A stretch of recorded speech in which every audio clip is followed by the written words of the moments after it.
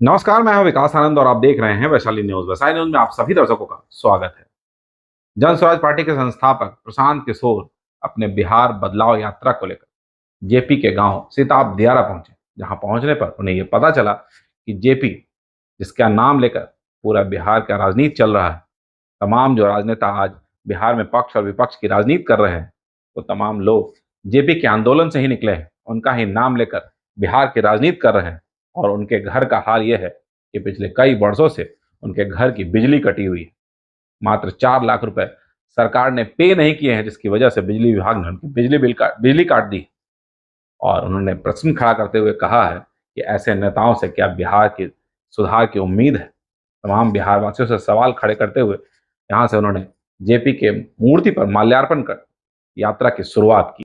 जन स्वराज पार्टी के संस्थापक प्रशांत किशोर ने राज्यव्यापी बिहार बदलाव यात्रा की शुरुआत की।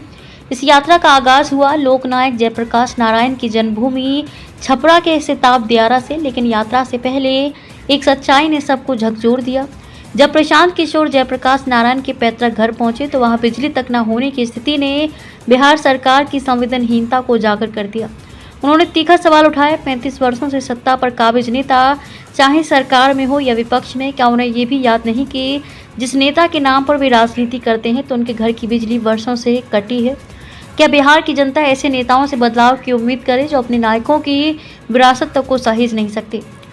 होगा कि जिस जेपी ने संपूर्ण क्रांति और बिहार में व्यवस्था परिवर्तन का नारा दिया, पूरे देश में वो परिवर्तन हुआ और उनके चेले चपाटे होने का दावा करने वाले लोग 35 साल से बिहार में राज कर रहे हैं।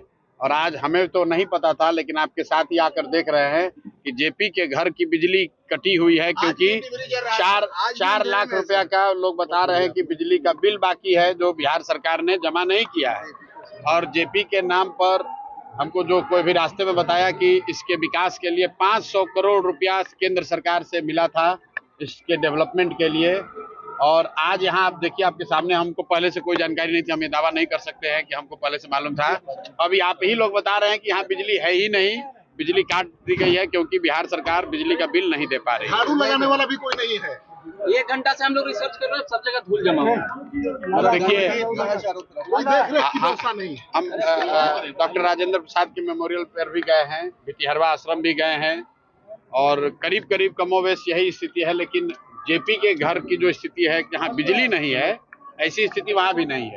भितिहरवा आश्रम से हम जब पदयात्रा शुरू किए तो वहाँ पर भी गांधी जी की पत्नी कस्तूरबा जी ने जो एक विद्यालय शुरू किया था, तो उसको 1 रुपए का अनुदान नहीं, 1 रुपए की सहायता नहीं, और वहाँ आदिवासी समाज की, थारू समाज की बच्चियां पढ़ रही थी। उस समय हम लोगों ने पदयात्रा के पहले दिन कहा था कि जब तक हम लोग की व्यवस्था नहीं बनेगी तब तक उस विद्यालय को चलाने के लिए एक सहयोग राशि जनसुराज को हर महीना मिलेगा। उम्मीद रखिए कि आपके आने से यहाँ बिजली आ जाएगी? बिल्कुल आप उम्मीद रखिए। मैं अपनी ताकत से जो आप लोगों के माध्यम से बात उठाऊंगा, और आप अभी आपके जरिए बोल रहे हैं तो पूरे देश में ये बात जाएगी कि भाई बताइए, जेपी के घर में भारत रत्न आपने दे दिया, आप जेपी की महिमा मंडन कर रहे हैं, उनके नाम पर कुर्सी पर बैठे हुए हैं और उनके घर में बिजली नहीं है। इससे ज्यादा दुर्भाग्य की बात क्या हो सकती है।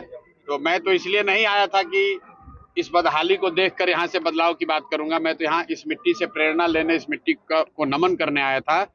लेकिन ये घर और इसकी स्थिति ये बता रही है कि बिहार में बदलाव क्यों होना चाहिए, कि जो जेपी के नाम पर सियासत कर रहे हैं, 30 साल से कुर्सी पर बैठे हैं, उनके घरों में एयर कंडीशन लगा हुआ है और जेपी के घर में, इस खपड़ेल घर में बिजली भी नहीं है और बिजली का बिल सरकार नहीं दे पा रही है। इससे ज्यादा दुखद और शर्मनाक बात कुछ हो नहीं सकती है।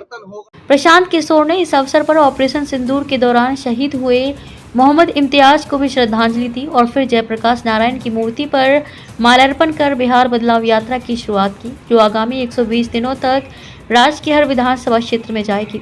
ये सिर्फ एक यात्रा नहीं बल्कि सवाल है हर नेता से, क्या उन्होंने वाकई बिहार को जाना है या बस सत्ता सुख की सीढ़ियां ही चढ़ी हैं। क्या ऐसे नेताओं से बिहार के संपूर्ण विकास की उम्मीद की जा सकती है। Bureau report, Vaishali news, Saran.